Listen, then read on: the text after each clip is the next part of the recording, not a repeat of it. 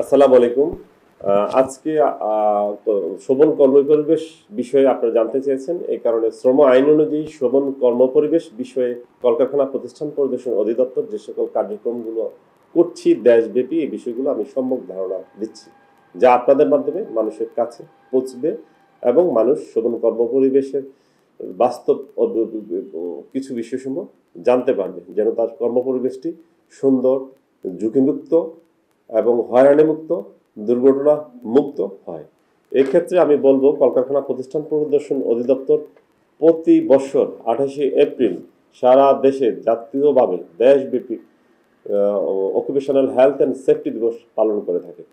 পেশাগত স্বাস্থ্য এবং শোভন কর্মপরিবেশ নিশ্চিত রাখার লক্ষ্যে ইন্টারন্যাশনাল অর্গানাইজেশন সমূহ প্রতিটি প্রতিষ্ঠানে নিয়মিত কাজ করছে। নিয়মিত কাজ কি কাজ করছে, এর মধ্যে অন্যতম বিষয় হলো কর্মপরিবেশ কি। কর্মপরিবেশ মানে হলো যেখানে মানুষ জব করছে, যেখানে মানুষ কাজ করছে, যেখানে ফিমেলরা কাজ করছে, যেখানে বিভিন্ন পর্যায়ের এক্সিকিউটিভরা কাজ করছে, বিভিন্ন পর্যায়ের শ্রমিকরা কাজ করছে, তার যে কাজের এনভায়রনমেন্টটা আছে, এই এনভায়রনমেন্টটা কতটা শোভন, কতটা ফ্লেক্সিবল, এবং যে পরিবেশে কন্টিনিউ কাজ করলে সে পেশাগত কোনো প্রবলেমে পড়তে হবে না এবং তার কোনো পরবর্তীতে রিস্ক থাকবে না।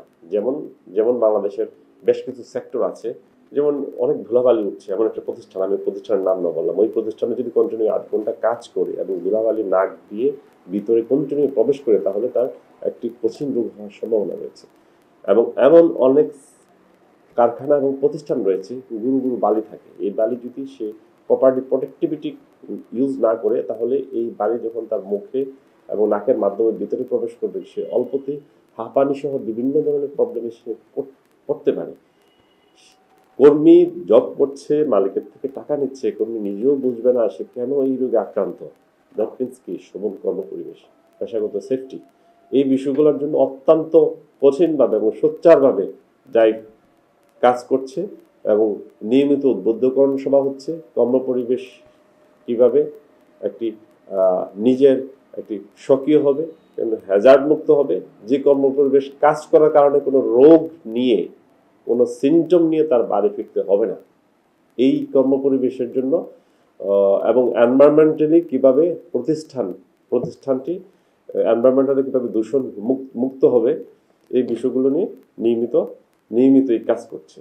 যে তারপরেও যদি কর্মপরিবেশের বিঘ্নতা থাকার কারণে কোনো মেল বা ফিমেল বা কোনো ফিমেল অ্যান্টিসেক্সুয়াল হ্যারাসমেন্টের শিকার হয়ে থাকে, বিভিন্ন টিচিংয়ের শিকার হয়ে থাকে, ওই ক্ষেত্রে প্রতিটি প্রতিষ্ঠানের সেফটি কমিটি বাধ্যতামূলক করেছে কলকারখানা প্রতিষ্ঠান অধিদপ্তর শ্রম আইন অনুযায়ী।